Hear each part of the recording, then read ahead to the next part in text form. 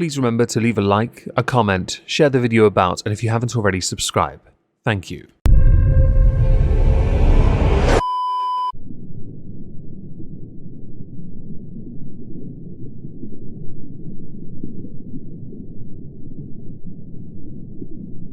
Well, isn't this just fantastic? Captain's Log, Supplemental. We here love to see a blatant grift present itself, get mocked all but by the mainstream media who end up promoting them to high heaven, eventually have to shut their grift down after accomplishing literally nothing of value for close to a decade. We really love that for you, and we love a story that has an end. Earlier this year I made a video titled Riley J. Dennis the YouTuber Story. The point of the video was to revisit a creator, a blast from the past as it were. Somebody who at one point had done reasonably well with themselves from their career, but then inevitably plateaued and fallen off because what they were doing there was nothing more they could add to. So they got involved in other things that just tanked the channel and they sodded off. Today I want to do that again, but this time with somebody who is such a hack, such a liar, such a grifter, that they went and called their business a not-for-profit organisation just to make it seem like they were doing philanthropy work and charity work and helping the world work, when in reality they were just a business built on loaded and buzzy words. I'm speaking of Feminist Frequency and the career of Anita Sarkeesian. Since there is an end to this story, in the sense of Feminist Frequency's fate, this will be the last time I ever intend on covering this person, so I would like to present to you all the videos I've done before, because it's relevant to do that before we catch up with what has happened in 2023, and possibly other parts that featured between the last video and 2023, because some things do happen here and there. It's just that with Feminist Frequency, when it fell hard. Understandably so. I have a sneaky feeling Jonathan McIntosh was the only thing that kept that thing going, and his pop culture detective agency thing he was doing did much better. You are going to notice with the audio quality on each of these videos that things don't sound as good, or they improve as time goes by to then come back to this audio quality that still is not as refined as it should be. Sorry about that. Turns out I've only made 5 videos over the past 8 years on YouTube on Anita Sarkeesian. I wasn't like Thunderfoot, where I covered everything she did, because everything she did needed to be called out for what it really was. I'll get to that soon as well. I will provide, for those who are interested, in skipping that is, a timestamp at the top if you want to avoid all the previous content with the god-awful audio and possibly some bad arguments. I like to believe I got better as I got older. I can't be certain of it though. If not, sit back and enjoy. This one's going to be a long one, folks. One way that I personally deal with comments is to moderate them, because I really want to create a space where people can come and engage with feminist ideas where they don't have to risk being harassed or ridiculed. Why the fuck you lying? Why you always lying? Oh my god, stop fucking lying. As you can tell, me in 2015 took this very seriously. I do want to add something to this though. Back when this photo was taken, the one you now see on the screen, many people poked holes at her being self-described as a gamer girl, to try and seem like she was down and hip with those that play video games, while simultaneously taking a gigantic dump on gamer culture. Okay, she was a focal point, one of the many in fact within Gamergate. Her video series was adorable. The problem here is, there are a number of duplicates in the picture, and she herself admitted she did not play video games at all and couldn't stand playing video games. She was a fraud. On to the second video. At their annual BlizzCon event in 2014, the wildly successful game studio Blizzard Entertainment showed off a new game they had in the works called Overwatch. And from that first reveal it was clear, the appeal of Overwatch resided in its cast of characters, a diverse assortment of heroes each with unique traits and abilities. The roster revealed at BlizzCon included men and women, sentient robots, and super intelligent gorillas. I promise you I had intended to cut that original part out, but it is relevant to the next bit, certainly the next sentence that Anita says, so I had to leave it in. However, for all the apparent variety and diversity in the heroes Blizzard showed off at the game's debut, there wasn't much diversity to be seen in the body types represented by the female heroes. Straws clutching you. But I've no doubt you're going to provide some adequate points to validate your arguments, to promote body positivity and realistic body images in a video game with robots and aliens. Hi, Future Meg here. I just want to insert why my voice doesn't sound as projected. It's because I recorded that at 2 in the morning because no one in my family knew at that point that I was trying to grow a YouTube channel as a possible job occupation, which it now is. my family know, so I'm able to use my voice a bit better. I know someone's going to point it out. This is why I'm putting it in for you. You're welcome. The male characters introduced that day included the towering knight Reinhardt, the sturdy engineer Torbjorn, the agile archer Hanzo, and the hulking simian scientist Winston, among others. Let's face it, we all know where you're going to go with this. You're now going to go ahead and talk about the female body depictions in video games. We all know this not only because of what you just said about the men, but because your previous versions were obsessing over female bottoms, and of course Batman's. I am now half tempted to, instead of using my regular backdrop, this backdrop, replacing it with this, thank you Skeptic Llama, or this. But I might just instead put this on the TV instead, because I don't think anyone's going to stick around and watch with just that. But it's going to stay on the TV for the remainder of this video. Please though continue making your utterly predictable point. The 5 female characters introduced consisted of the slender adventurer Tracer, the slender healer Mercy, the slender support character Symmetra, the slender sniper Widowmaker, and the slender but well-armored security chief Farah. You're so desperate to moan about something that you completely overlook the fact that they are all very talented, very skilled, very interesting characters, but you focus on the fact that they have similar body types. Do you really think that in this particular type of game they're going to have, I don't know, this? This isn't, well, this could actually be a tank, I guess, in certain raids. Never mind, continue, make your point. Overwatch was hardly alone in having all of its female characters share a similar physique. In Ultra Street Fighter 4, characters such as Dhalsim, Hakan, E Honda, Rufus, and Vega represent a significant range of male body types. Yeah, that's an array of body types there. As a side, I preferred Blanca. Hi, Future Meg again. Because I'm watching these back, I feel like there's an obvious point to make here.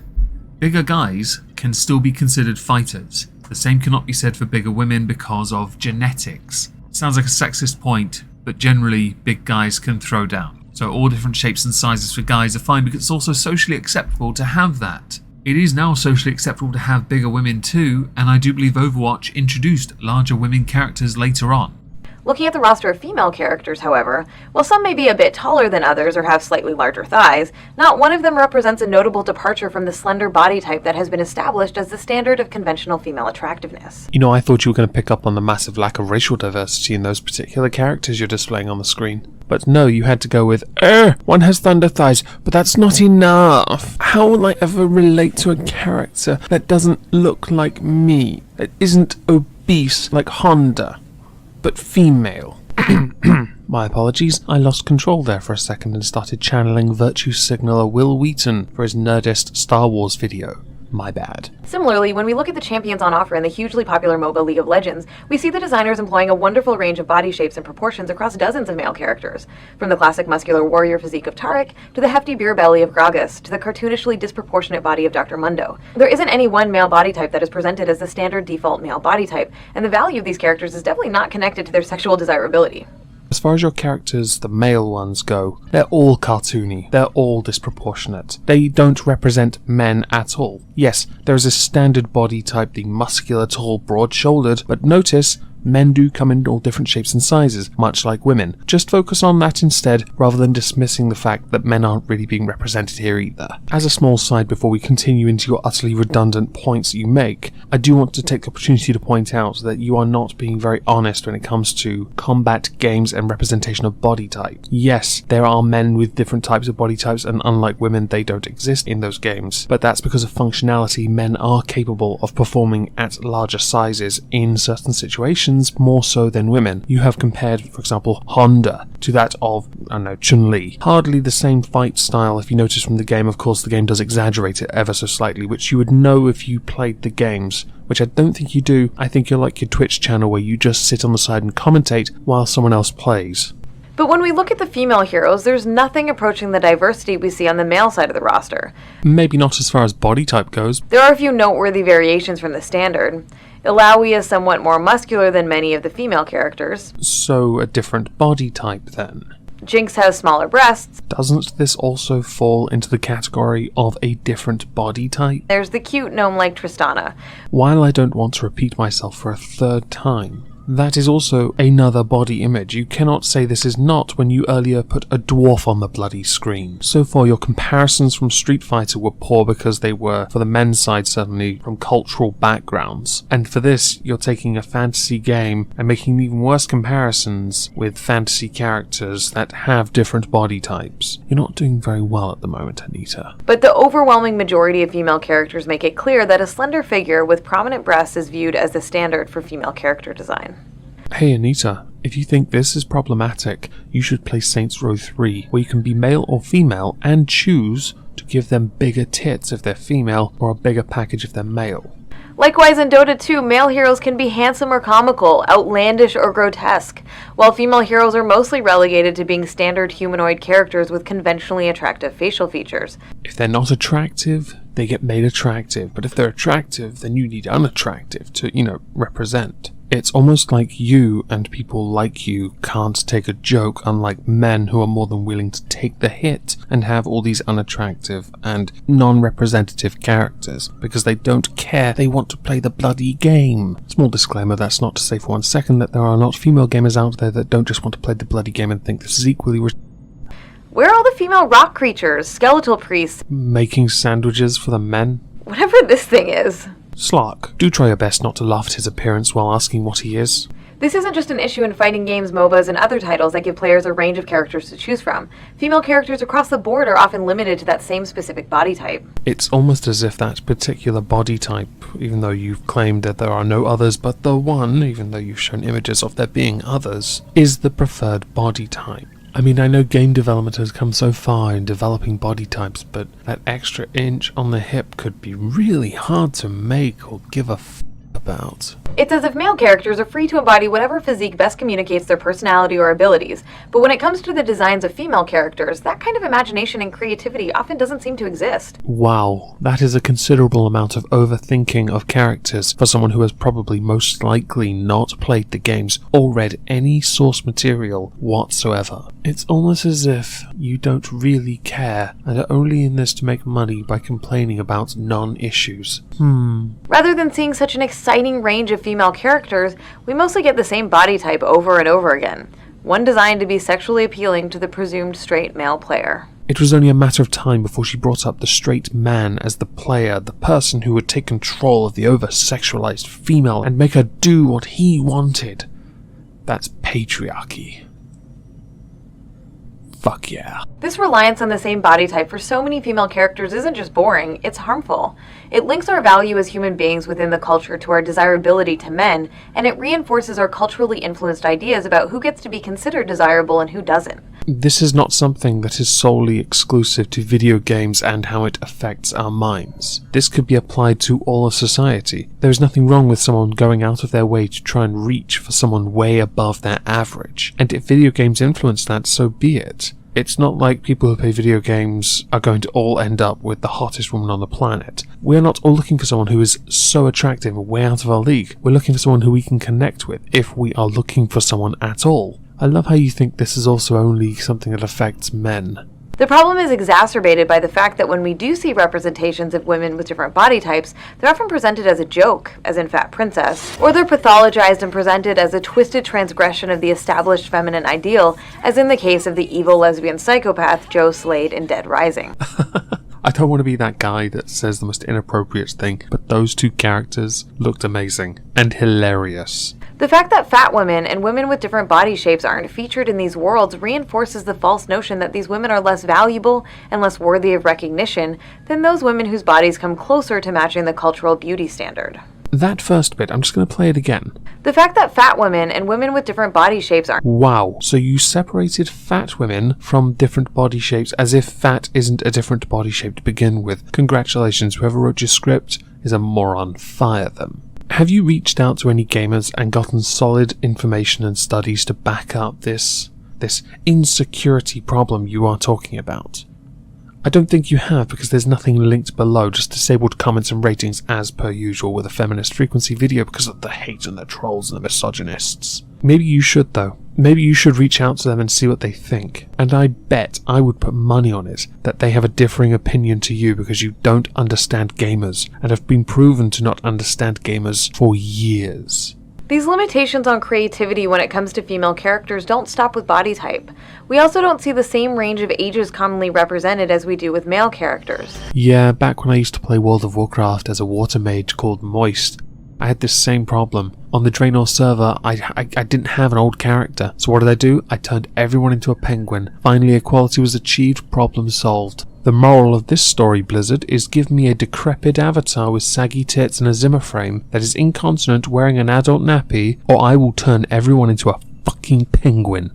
It's not unheard of to see male soldiers, fighters, and heroes who appear to be in their 40s, 50s, and even older. I don't really know what your point is here, because I know for a fact men's bodies are slightly more robust, in the sense that they can serve in the military for longer, and I think there's an edge of realism in this respect. I'm not saying women are not, let's face it, it's unknown, but women do retire younger than men, certainly in the UK, because they are more inclined to pick up injuries and illnesses as they get older sooner than men on average. I don't know how this affects video games, and I don't even know why I'm still talking. Before we continue, I just want to quickly point out that each of those characters that is old and male has a story, a very good story, and I would encourage you, Anita, to actually go and look at them.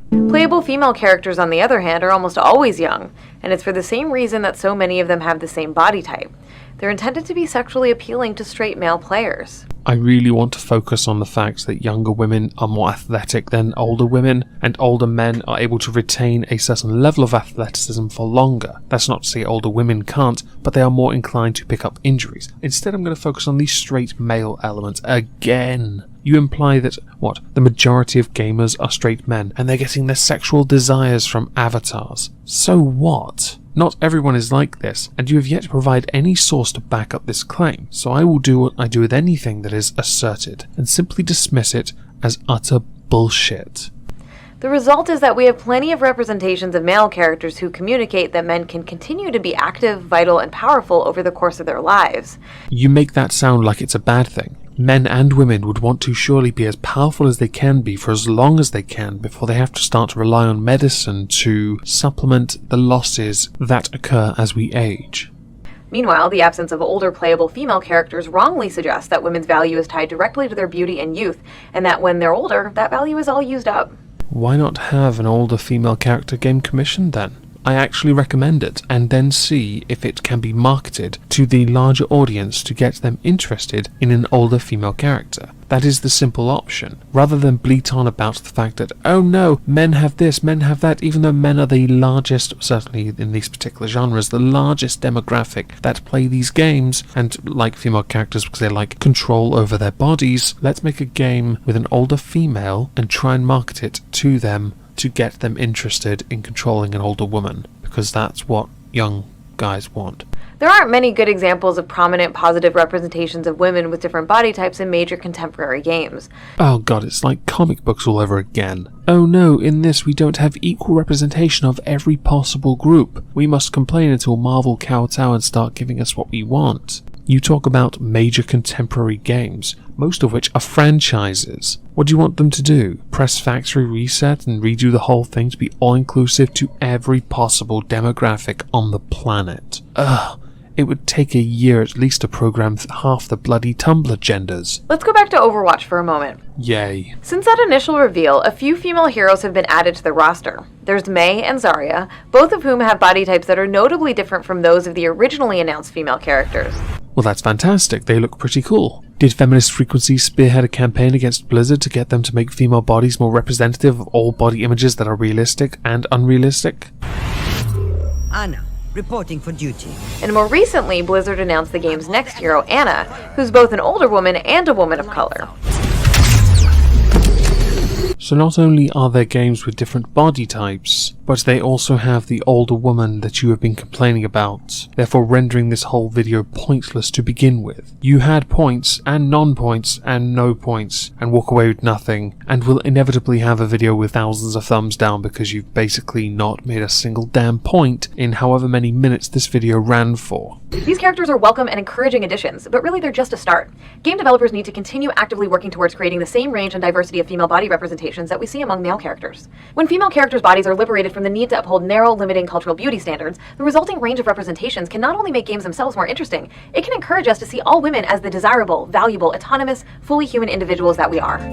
Shut up, Anita. Now that video was the very first time I properly spent any time looking at Anita's content. I was much later to the game though, because you may have noticed from the very first video, the short I made, some of her game trope videos went back before I started making videos on YouTube. At the point I had started covering her, she had plateaued. She wasn't getting any bigger and she was getting a lot of traction. Now a lot of her traction actually came from detractors and people going to watch her content from that. And downvoting, which is where all the disabled comments came from, because why encourage conversation when you can undo it? I had mentioned Thunderfoot covered Anita Sarkeesian quite a lot. Many people did. It actually led to a rise of what was called the skeptic clones. Thunderfoot's videos covering Anita Sarkeesian go back 9 years, and I thought I'd play one of those videos, or a part of it. The parts I want to cover are the parts where she did fundraisers and never hit her targets for producing the content she claimed to be raising the money for. Cool, so I'm sitting there and someone sends me this from Anita Sarkeesian. Yeah, that Anita Sarkeesian. Apparently she wants $35,000 within a month, and if she gets $25,000 she'll set up a Discord server. Now that was kind of interesting to me, because the way I always understood it is that Discord was free. And setting up a Discord server was free, easy, and exceptionally quick. And sure enough, within about 2 minutes of visiting the Discord website, with no real experience, I'd managed to set up a Discord server under the name Feminist Frequency, and it didn't cost $25,000 to do it. And what's she going to do? She gets another $10,000. She's going to cyber visit a school, whatever that means. I don't know, virtually visit a school? So a number of you are going to notice from the thumbnail of this video that I'm going to be covering Feminist Frequency. No, this is not a Thunderfoot guest video, and I'm not going to use clips from him because they're the same rehashed memes around typical, very obvious condescending mockery, which is good for 2015. But in current year, Feminist Frequency is doing a fundraiser, and I think this is a fantastic opportunity to address it along with the hosts and some of those lovely little goals that they have going on right now. So first of all, let's start with the pinned tweet on their Twitter page. It's time for this year's fundraiser for the second annual Feminist Frequency Spring Campaign. Our goal of $35,000, nowhere near as much as the last campaign I might add, covers the costs to create fresh FemFreak web series like Queer Tropes and The Freak Show, host workshops and training sessions, and to hire the kind of inclusive, diverse team that we advocate for. Now before I click on that link and show you what is on there, it's actually just a donation page, so we're not going to click on it at all. Lol. Last year they did, I think it was last year or maybe 2016, they did a campaign to raise $200,000 to make a very short video series on influential women in history. Now the videos weren't actually too bad, to be honest, certainly not by comparison to previous content, back when they were relevant, which we will get to soon. But I do want to point out now, you really shouldn't have gotten rid of Jonathan McIntosh. His pop culture detective agency is doing fantastic numbers. Some of his videos, I think, got millions of views. Now, one of the things that stood out about this second annual Feminist Frequency Spring campaign, excluding the target, was the fact that some of the goals for this included, at $25,000, we'll launch an official FemFreak Discord, where campaign supporters can chat with each other and the FemFreak team. I'll be honest, Discord is free. If I knew I could charge $25,000 to have my patrons in one place, I still wouldn't have done it. That's a dick move. I'd rather be grateful than beg it. This is hilarious, because as stated, it is a free thing to use. And you know for a fact that the three main features of that channel, Anita especially, will not be there to talk to them. Why bother? They've already given up their money. Why give them your time when you have valuable speaking engagements to go to where you could talk shit about people? And of course, advocate for feminism. For an additional $10,000 and to hit the full $35,000 target, Anita, Caro and Ebony will virtually visit a high school class to engage them in a discussion about feminism and pop culture. Now initially I thought this meant like they'd basically taken the word virtually out of place for literally, like step foot in a school. No, this is a Skype call. It costs $10,000 to get them to go on a Skype call with you. If I knew it costed that much, I'd start a fundraiser now so I could get Anita Sarkeesian on Moist Ski Live. I think it'd be fun. Now we all know this school, whichever school it is they choose to go to, virtually go to, is not going to be a school that doesn't advocate for social justice. So it's going to be a school in a particular area of California, not to be confused with California, because California is the part that wants to secede from California so it doesn't end up being dragged away with the rest of the state when they try and secede from the US, because they're butthurt and they refuse to accept defeat. Or do some very basic things, pay your taxes right, just one thing. In any case, this is all rather amusing, and when I heard the target was so low, it raised a few alarm bells. I didn't think it was just because of the Discord server and the Skype call. I thought perhaps it might have something to do with the channel's state, and by that I mean the state of Feminist Frequency's channel now. So right now the channel sits on 224,000 subscribers. Congratulations. That's not a bad number, certainly nothing to sniff at. I am jealous. But what I'm not jealous of are the views. Your current views. Whether that is reflective of your relevance or the quality of your content, I will leave that to everyone else to decide. But your content has clearly seen better days.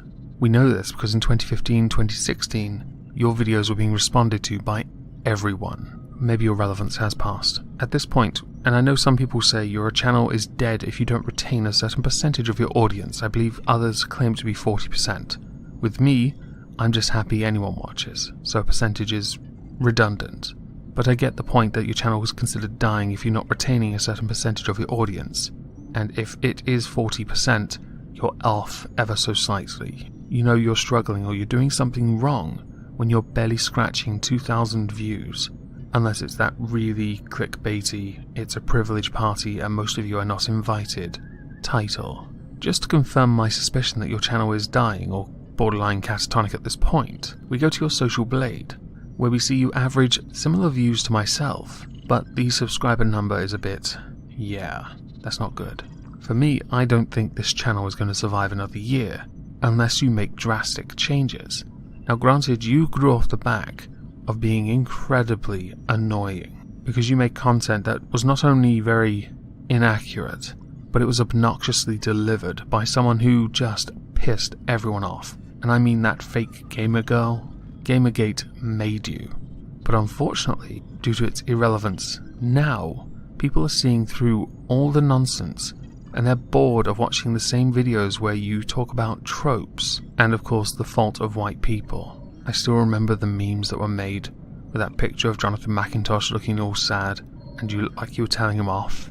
That was amazing. Hi, Future Meg here. I found the image. People had started memeing it because Sargon had asked during a hashtag full Macintosh versus Shitlords livestream people to meme the picture. Here is the image. It is quite amusing to me to see someone look like they are so defeated. And it's a shame that you as a channel are not progressing. But that is the unfortunate consequence of a channel that has gotten past a certain peak. Your magnum opus were those videos you never completed. When you did the initial fundraiser for however many thousands of dollars or hundreds of thousands, and you never even completed it in the time frame. Hell, you never even completed it with an extra year. If I remember correctly, you asked for more money to finish it. For me, I always assumed this channel was more of a platform to allow Anita Sarkeesian to go out of her way to get speaking engagements so she could charge inordinate amounts of money to advocate for social justice and feminism. And I think I'm right. Although I could also be right if I say that I believe the quality of the content has diminished because someone like Jonathan McIntosh is not writing for it. And just by looking at his social blade, I think I'm correct.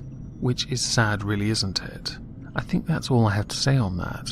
So before we finish, perhaps I will cover another topic, something else that is just as stupid.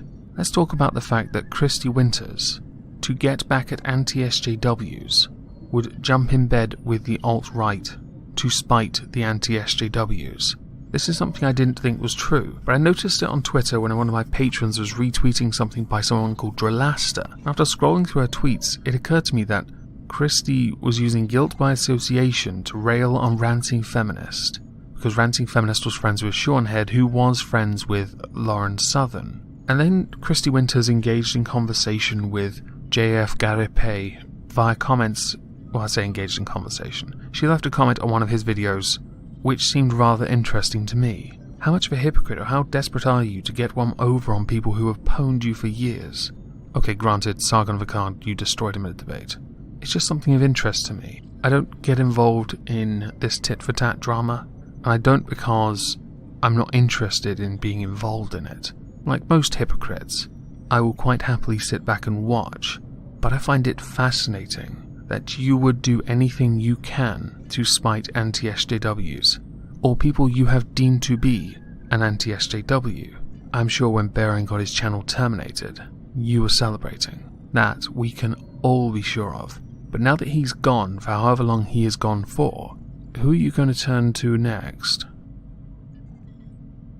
Today I want to talk about bait, because there was some.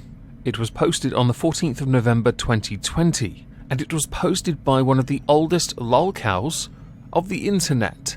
In fact, she's the lolcow responsible for me even starting on YouTube, because it was her lies that I saw then being called out by the likes of Repsion, Karen Strawn and Sargon of Akkad and Thunderfoot of course, which led me down a rabbit hole, which by extension led me to start my own channel. By start I mean actually produce content, the account always existed. We are talking about Anita Sarkeesian, who has from time to time appeared here and there. As a brief summary of who she is, she's famous for being, well, a peddler of lies. A garbage human perhaps. She did a Kickstarter to do a video series, never completed the series. Did another Kickstarter for another series. Didn't complete that either, did ya? Anita Sarkeesian then disappeared into irrelevancy, because essentially she had made her money and didn't have to do anything, which, I'll be honest, was good for those who were actually feminist and seeking equality, because she was undermining it with her grift. So on the 14th of November 2020, Anita Sarkeesian, having been a little bit quiet for some time, tweeted, "Lady Mandalorians have boob armor? Oh, come on, seriously. Firstly, your grammar is shocking. Second, and I guess this is the one that people latched onto, yes, boob armor. Because if they had armor like the guys, they wouldn't be protected. It does, after all, need to cover the curves. Did you know guys in medieval armor had codpieces? You know, that contoured bit of metal over a crotch. Yeah, I wonder why. Then again, it was a load of trash, it never actually worked. What tickled my fancy about this, though, was when I archived it, I noticed some tweets that obviously I would not have seen ordinarily, and I had to confirm it was in fact them. For example, another of the greatest lolcows to exist, Steve Shives. Are Mandalorians with boobs Mammalorians? I'm sorry, I'm so sorry, I'll show myself out. This made me laugh because of the reply underneath. As an armor weapons, I hate it, but I've given up on the idea that the boob armor trope is ever going away as long as consumers expect it, and media producers are motivated purely by the profit motive. It's on Disney, so you knew it was about profit anyway, but in reality, armor does need to accommodate for differing forms of body, and as it turns out, as fit as you can be in the military, breasts, well, they're a little temperamental. They're not always going to obey the rules of weight loss, are they? Not all women serving in any form of military, or law enforcement, or bounty hunters, are going to have flat chests. And to place this armor that is designed for men around somebody that is chestically gifted would be quite dangerous to that person's health, and if anything, inhibit their ability to function at optimum efficiency. You see how serious I take this one? Which I think handily leads on to bait. It's a very serious point that can be made about a comment that she has done solely to get a response, and she has been ratioed like no other, because it's Anita Sarkeesian, it's easy content. She only does this to every so often re-energize her relevancy. My view is, the less attention she gets, the better. But I'm also fully aware comments like this are going to be pushed by people, and she does still have a sizable audience that will listen to her and agree with her. And I did notice some pointing out the reactionaries would make a 10-minute video about this. Yes, I noticed them too. Don't worry, this isn't going to be one of them. It's going to be shorter. This does, by the way, handily bring up women in Space Marines, or women as Space Marines. A discussion for another day perhaps, if anyone's interested. Final time I want to talk about this tweet though, because it is quite interesting. Curved armor isn't something new. Armor that has unrealistic body image. Roman armor has a six-pack and nipples on it. It's just armor. The point of it is to protect the wearer. If the person wearing it though is unable to function within it because it is constricting or does not accommodate for their body type, then it is no longer body armor. Essentially, you've put the person in a corset, a very thick corset. I feel like I could poke holes at this for longer, but I did say I didn't want to make this a 10-minute video. I also don't want to make this a recurring theme that I talk about Anita Sarkeesian. She's laid the bait, and people have taken the bait. So Anita Sarkeesian has gone in on Ninja, but we're going to go back a little to lead to this point. With Anita Sarkeesian never actually fulfilling anything she ever said she'd do, running a business that she had to desperately try and prove was in fact a non-profit organization for tax reasons, appear in many places to give speeches on the importance of women and the not so importance of men. I don't know why. She has managed to retain an air of relevance because she keeps saying silly things, and because her name carries a level of clout on YouTube especially, we are all so lucky that we get to point at her, draw some attention to the fact that she said another silly thing, so we can all point and laugh at her, and then point and laugh at her hypocrisy. Has anyone called her out for the Joss Whedon pictures yet? While I don't believe in listen and believe, she does, and she's been oddly silent on all of this. So what is it that has gotten Anita some attention again? It is the following Twitter thread. We need to talk about the relationship between fans and influencers stroke streamers. A lot of y'all claim that an influencer has no control over their fans and cannot be held responsible for what their fans do. This is inaccurate. To an extent, she's actually right. Influencers have a lot of control because their name is influencer. However, many creators and streamers openly say the following. Do not go and harass the person I am criticizing. Many people that did videos on you in the past had that within their fair use disclaimers at the start of their videos or in the video descriptions. Some didn't. That is, after all, their choice if they want to encourage or to be seen not encouraging, which to you regardless would be not enough. To the next tweet. Brackets. Granted, these are probably the same people who claim that media has no influence on us, so I don't know why I'm bothering, but here goes end brackets. Why is that its own sentence within brackets in a separate tweet? Influencers create the culture of a space, whether that's comment sections, social media, Discord, Twitch, etc. They consciously and unconsciously share their values, and fans participate because of those shared values, or they learn to share them. So for a clearer example, in a workplace, an all-white male leadership who are not familiar with the experiences of their marginalized employees, nor are they willing to learn, tend to have much higher toxicity and animosity in the workplace. Here's some animosity for you. Learn to grammar. And I honestly was holding a bet with myself to see how long it took you to introduce white men into this, because that right there is one of a number of baits you lay. It is cliche for Anita Sarkeesian to rail on white men, or to use them as an example. It's not a surprise that video game companies whose leadership holds toxic values, and the games themselves perpetuate those values, also seem to have the most toxic fans and community. Clearly you've never seen the Steven Universe fandom, or Doctor Who, or the Star Wars, the Star Trek, the WWE. I could continue if you like. Hell, you've got stands as well. We'll get to that later. This is no different from streamers and influencers. Studies show, without citing them, that if a streamer uses oppressive language, their chat is also likely to use that same oppressive language. They have been given permission that this is a community where racist, sexist, ableist language is okay. In Ninja's case, as one of the biggest streamers of all time, His constant insistence that he will not stream with women signals his values. You mean the one where he won't spend time around other women because he can't trust himself and he's married?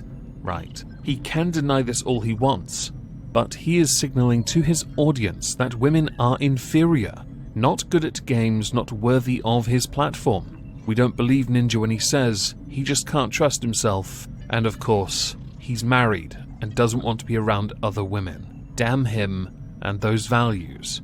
His audience accepts this and internalizes this by continuing to participate in a space that perpetuates sexist attitudes.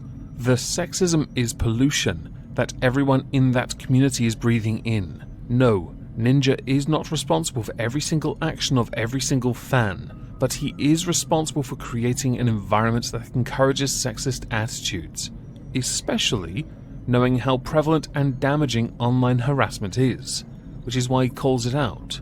Not long ago, I did a video addressing his New York Times interview that was being, let's say, skewed. I'll link that below as well. He talks about his relationship with women within that interview. He also does in videos on his channel. He is very open about equality, how he sees it.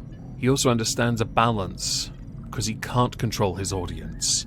If you read that article, you'd know he'd said that, because he won't talk about coronavirus that much, or politics, for the same reason. He's also pro-censorship. Yeah, who'd have thunk it? He and everyone with a significant following do not get to simply throw their hands up and say, well, I didn't directly tell them to harass anyone, and therefore I am not responsible. Influencers influence. They shape the attitudes around them for better or worse. A point spoken with no level of irony, because Liane Kersner called you out, and she pointed out that your own stans and fans harassed her for years and continue to do so during the time of Gamergate because she was on the side of Gamergate. You weren't, because you were the poster child, adult-ish, for anti-Gamergate, I guess, which is why you gained so much notoriety and popularity on YouTube. Some mainstream, but mostly YouTube. And you responded by first erasing her name from it and ignoring the very point she had made about harassment. Influencers influence, which is why people have been spamming this comment at you. Influencers influence, they shape the attitudes around them for better or worse. You are held to the same standard at this point, which is something I don't think you understand, nor will you, because to do so would mean to take responsibility for actions of your own that were remarkably toxic, and as I said earlier in the video, you always believe yourself right. Therefore, you cannot perceive of a time where you are wrong. So, when are you going to call Joss Whedon out? Since this falls within the bracket of listen and believe, and what with those accusations all being levied at him right now by the Buffy cast, surely you'd want to denounce him, since you've taken photos with him. Yeah, might want to get on top of that for the sake of optics, but then again, any press for you is good press. Disclaimer now. Accusations levied at Joss Whedon mean nothing to me, because I don't care for listen and believe. Simple as that. Not going to be drawn in on it, because in truth, most of it can't be proven beyond word of mouth, okay? With Anita Sarkeesian though, she gets caught out by her own tweets, her own history, because she doesn't do what others have started doing, and that's deleting their tweets, so they don't lose their Twitters. Then again, you're a blue check mark. That's not going to happen to you now, is it? Anyway, Anita, you've shown a remarkable narrow-mindedness and used Ninja's name for clout. You also show you fundamentally don't know anything about him, the way he streams, the way he structures his shows, or why he interacts with women the way he chooses to. His personal choice might influence others, as you've correctly pointed out, but the onus is on the individual to be themselves. And if what he does has within it a good value, then there is nothing inherently wrong about it.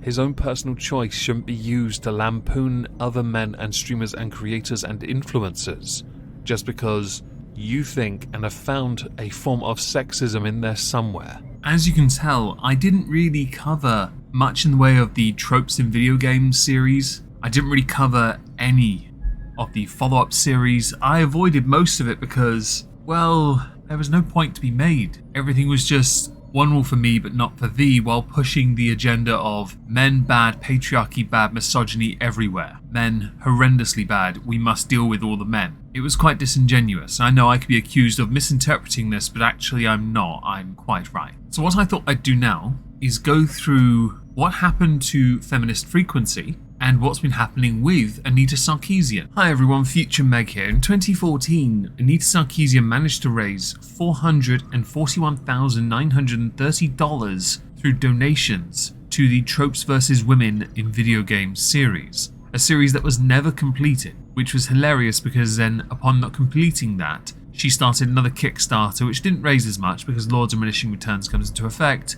to make another video series, history-based. It was also quite bad. Because she had turned Feminist Frequency into a not-for-profit organisation, you have here where the money was going, proposed budget and expenditures. As the years went by, this naturally went down as the years went by because people stopped caring about the disingenuous grifting, which was why the Discord fundraiser became a thing. Anita being the face of this was vitally important to the longevity of the series existing in the first place. But Anita used it as an excuse to go on talk shows, to give speeches about equality and women's rights. This, while expanding her brand, did not help the brand of Feminist Frequency, as she appeared to be stepping further away from that to instead promote herself more. This information is quite important, and so I thought I'd insert it now before we actually catch up with what they were up to for the past couple years before the end. So I took the liberty of downloading from the Feminist Frequency website their annual reports for 2021, 2022 and a final message for 2023. But something rather amusing happened in 2020. Over the years, in the earlier years of Feminist Frequency's rise, plateau and then obvious long decay fall, Anita Sarkeesian was the recipient of quite a number of awards. There is a gap though between 2015 and 2020 when they received their final award, a Peabody Award. I didn't know Peabody was a thing beyond some character out of Back to the Future who tried to breed pine trees. Regardless, the business award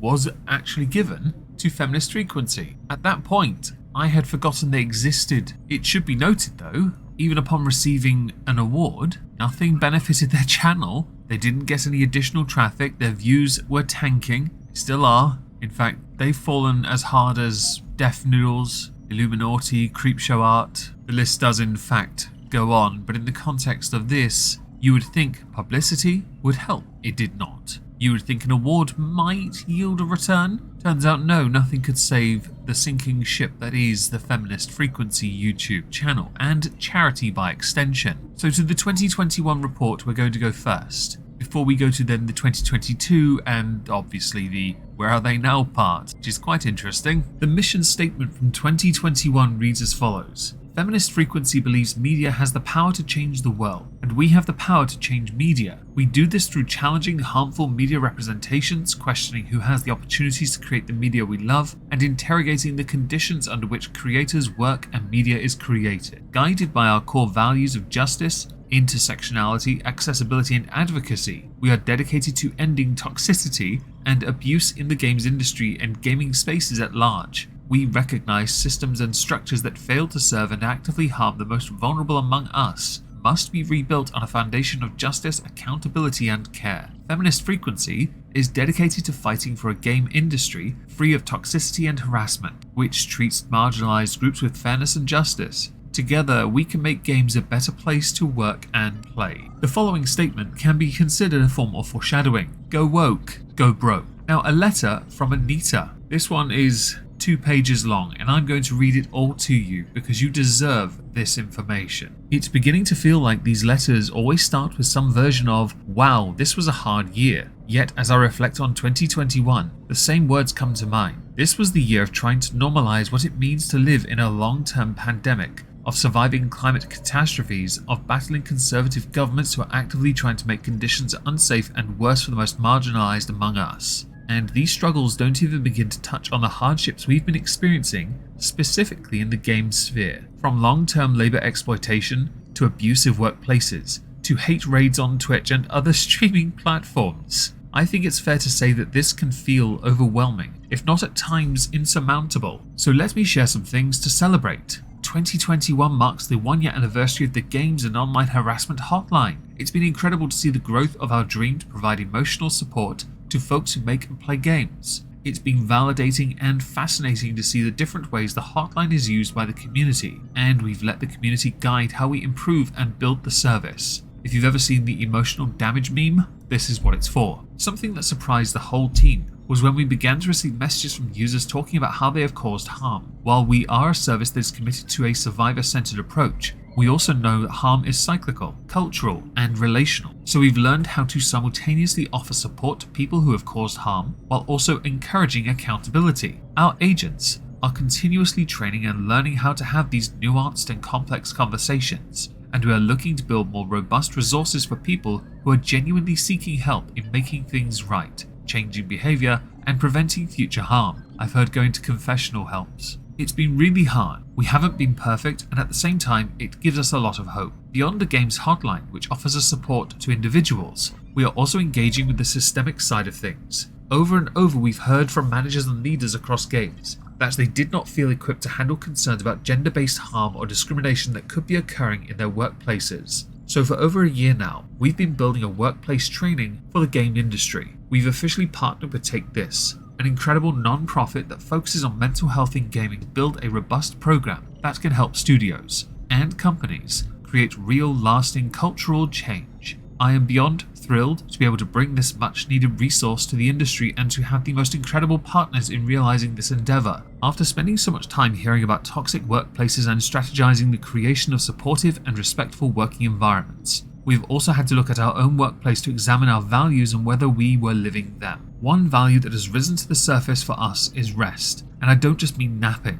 We want to build a workplace that challenges white supremacist and capitalist notions of labor as much as we can, despite still living within these systems. Honoring this, we're experimenting with different ways to ensure we do not romanticize overworking, take substantial vacations, encourage days off as needed, work less hours when we can, rebel against the belief that everything is on fire all of the time, and challenge notions of urgency and the demand for fast-paced growth. Your social blade does you no favors. In the recent strategic planning meeting, one of our board members sincerely asked me why I kept pushing to double the hours of the hotline. What if instead our goal was this year to be more mindful and intentional in our growth? The comment stunned me. We are so conditioned to move towards endless expansion, especially when we care so much about the communities we serve. We often sacrifice our own well-being in the name of doing more. However, that's actually a detriment to the quality of service, sustainability of work, and ultimately the well-being of the community. As we set goals for 2021 and beyond, we want our intentions and values for the community to reflect our intentions and values for our own workplace. These are challenging times we live in, and it is challenging work we do. We are tremendously grateful for all of you who support us in this journey, understanding that it is not always linear or easy. You make it all worthwhile. Now, if you scroll down to page 16, we actually get the financial information. Opening balance $138,985.54. Corporate donations $82,000, matching $5,000, individual donations $172,000, grant funding $65,000, merch sales barely any. When you include programming, administrative, and development, expenditure $279,000. Ending balance more than what you started with. This is interesting information. They have done other fundraisers over the year, and they did it predominantly on Twitch at this point, on the FemFreak Twitch channel, which hasn't been active in over 10 months. So let's go to the annual report for 2022. The mission statement from 2022 is a little bit shorter. Feminist Frequency has spent over a decade challenging harmful media representations because we believe that media has the power to change the world. Today, we are also emphasizing that it is just as important to interrogate the conditions under which creators work and how media is created. Guided by our core values of justice, intersectionality, accessibility, and advocacy, we are dedicated to ending toxicity and abuse in the games industry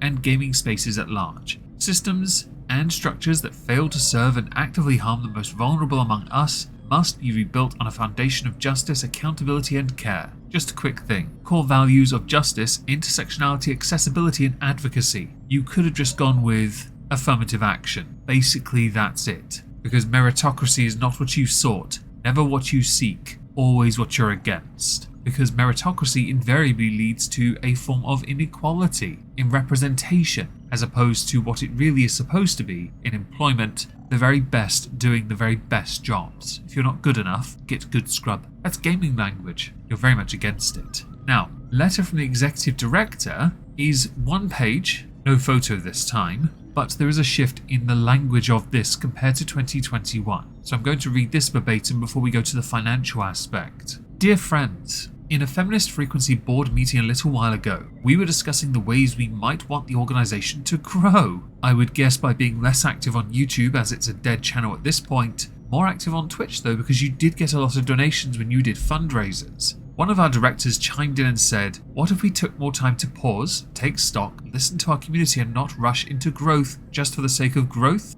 Isn't that basically a rehash of last year's? The mantra less is more appears to be what is being suggested. This seemed like such a radical and profound statement. I couldn't quite shake it from 2021 to present. It is an attitude that is extremely contrary to the ways we are taught business should operate in under capitalism. But I took this advice to heart. At the end of 2021, we looked at our operations, our values and our goals and determined our roadmap and trajectory with more weight given to the human power it takes to make big changes that have a real impact. I might say this every year, but I'm so proud of how our team strives to create programs that deliver the needs for our community while also taking care of ourselves in the process. So I consider the sustainability and collective care of our team as our primary project. Alongside that, we launched 2 bold initiatives in 2022 while keeping to a kind pace for ourselves. The first is the Games Hotline Support Group. I'm going to skip that part. We also launched the Culture Shift Project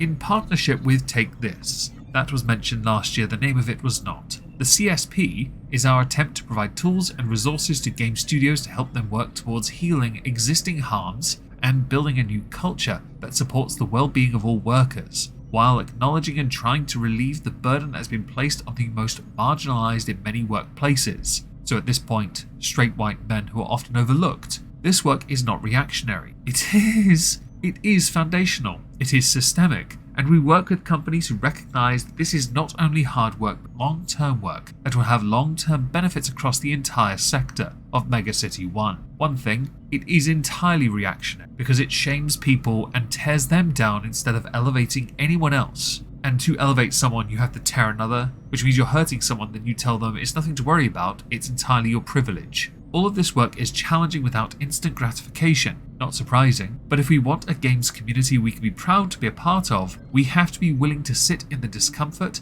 to challenge existing toxic norms, and to dare to envision an industry that uplifts and supports everyone, one that cares for the humanity of its workers and players. Clearly, you've never seen some people play competitive games in tournament form. I promise you this, humanity goes right out of the window, because a lot of games involve the concept of winning, which means somebody is a loser. And obviously there's a winner. Get good, scrub. Now the financials. This is interesting to me because the first part of the financials is a statement. 2022 is a challenging year for many and we are humbled by the generosity. We are happy to start 2023 with big aspirations and an even wider reach for our operations. The donations part, or the revenue, the starting balance, or retained from previous years, is $353,433.41. The extra money left over from previous years was never mentioned in 2021. Corporate donations, $250,000 almost. Individual donations, nearly $170,000. Grant funding, quite an increase. Merch sales, non-existent. Work for hire.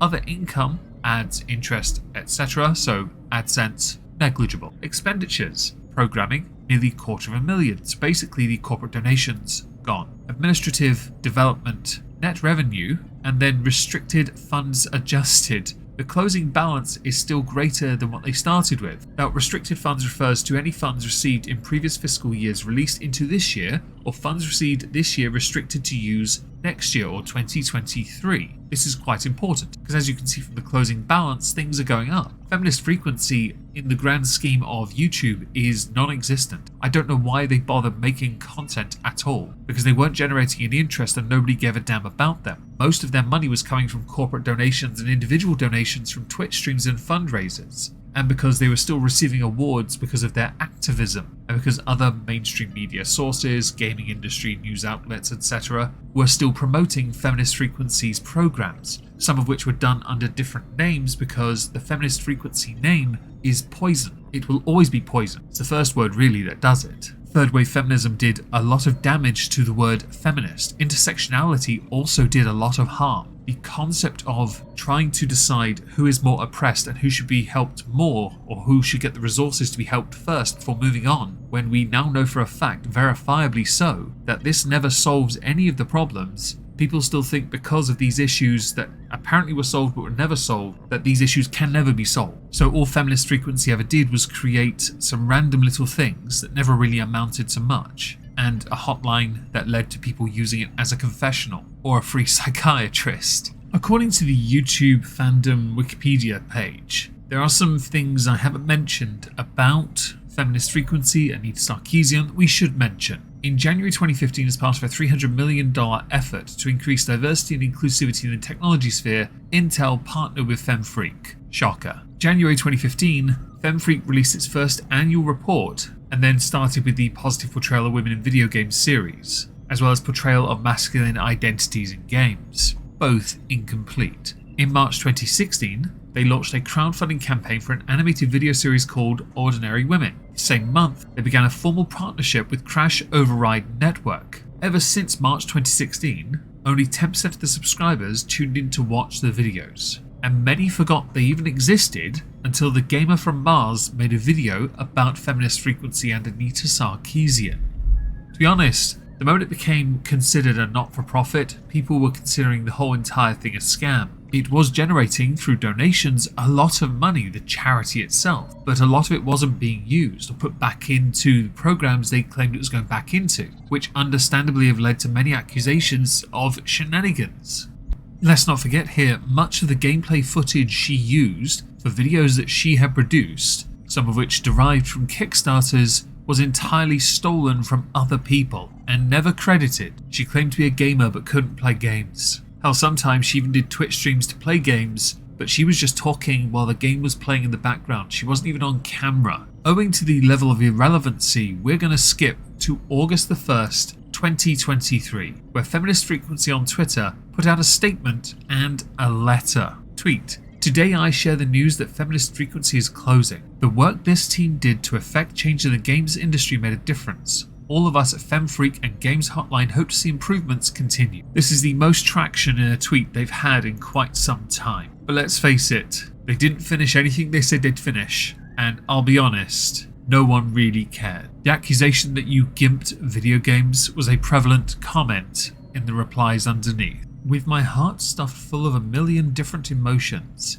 today I share the news with you that Feminist Frequency is closing. Our staff and board members have done so much to help me prepare to make this announcement today, but it still feels like taking a deep breath and jumping off a diving board to communicate this message to the countless people who have turned to Feminist Frequency, supported our work, and buoyed me up over the past 14 years. Below you can read more details about our programs and the plan for operations coming to a close. But first I want to just share more personally about how this decision was made. After I made the conclusive decision that the time had come to close Feminist Frequency, my first fully formed thought was, holy, that's what all of us who have been on this journey together have done so much. We have made changes to an industry that we desperately needed, shaking up the status quo and distributing content in the early days of video punditry. While we weren't the first voices in the conversation about inclusion in gaming, we were part of building a community that meant more to its members than we could ever have anticipated. Seeing even more people take up this mantle and continue the work has been heartening. Many people working within the industry, even people I have been critical of in the past, have supported and worked to create real change. So I know you're asking, why now? The best answer I give is the honest truth. I'm exhausted. I know it's not unusual for non-profits to have a life cycle shorter than a lot of people would like, but there are unique challenges when they're so entwined with an individual who has become a symbol for better and for worse. I'm hoping that it will be valuable to share the reality of the bone-deep burnout that comes from consistently saying yes to the growth of Feminist Frequency, often at the expense of protecting my personal boundaries and the workload of our team. While I've already said my piece about the harassment that myself and others have experienced over the years, reflecting on it now, I can express both a sense of pride that conversation about online abuse have become part of our lexicon, and a reality that it has come at the cost of my health and well-being. And so while there's been so much value to this project and its different iterations over the years, there is also value to projects coming to an end when they can no longer be best served. And to you, the human being reading this letter to the very end, who's been along for the ride and supported me and the staff and the mission of all this work, Thank you. I've written a lot here about an organisation, yet words fail me when it comes to talking about every single individual that made wonderful things come out of the last 14 years of feminist frequency.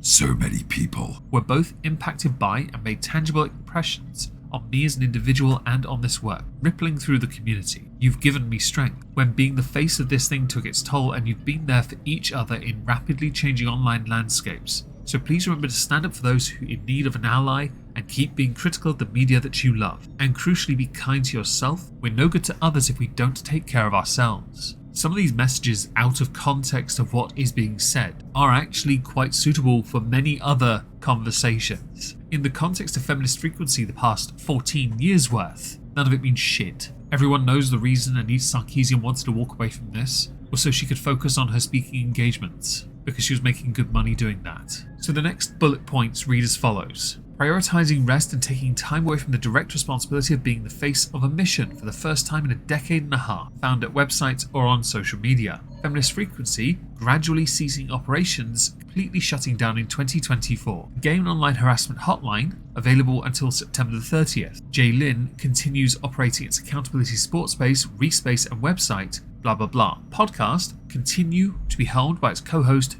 Kate Spada, and will be sure that the community is kept informed of all closing details as a final annual report which will be published in 2024. They were also cancelling all recurring donations and accepting new donations. Tax receipts will be issued in January 2024. Donations already received will continue to be used to support the game's hotline and fem frequency operations. If any funds are left, they will be donated to mission-aligned non-profits. So Anita's going to set up a new one when? The work the community has done to affect change in the games industry and communities made a difference. It did. It caused further divide, because no one sought to seek a solution to a problem. Instead, it caused further problems by aggravating everyone involved, by instead of finding a solution, seeking solely to blame everyone for everything. Under the guise of but inclusion, you injected poison with everything you did, and you milked the games industry to the tune of a lot of money. No lie, when I first heard of feminist frequency going non-profit, I genuinely thought you were going to start a pyramid scheme with it. So what has Anita Sarkeesian been doing since the announcement of feminist frequency shutting down? Anita Sarkeesian on the 20th of October tweeted, "I'm really excited to finally be able to share my new show with you all on Nebula TV, That Time When, an original show. Congratulations." Further tweeting, "So many extremely talented people helped me make this thing happen. Blah blah blah," shouting out long-term collaborator. "When we were tasked with finding a DP, I knew I wanted to work with Nina Laviva, yes, who went above and beyond to set blah blah blah. Post-production dragged, but when nice Jewish Nikki came on board, she brought huge powerhouse energy. I'm noticing a lot of women here. Do you not like working with men? Just saying. I mean, you continue by basically mentioning lots of women you work with, but I'm hearing a lack of inclusivity. But that's typical of certain types of grifters who are not interested in working with differing types of people. They just want to show different backgrounds of women to make it look like, although really they're tokenizing the very people that they think they are elevating. She's not. Feminist Frequency, obviously as a YouTube channel, is winding down and won't be finishing until 2024. Views on videos now barely break 1,000. The channel is dead, but the content is still being uploaded. I don't know why at this point, but I guess because some people need it on their resume while they seek alternative forms of employment. I would recommend to all involved, and hopefully one day Anita herself has to do this, you practice the following sentence.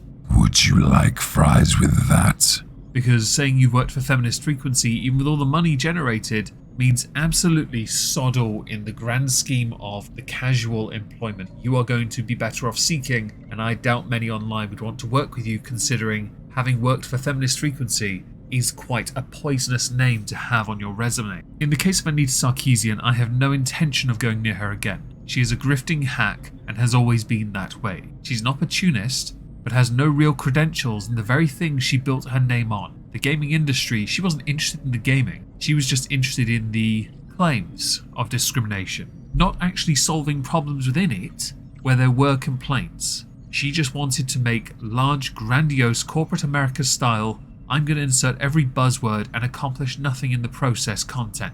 Feminist Frequency was only really successful when Jonathan McIntosh worked as a YouTube channel. The moment he was gone, that channel nosedived. I wonder why.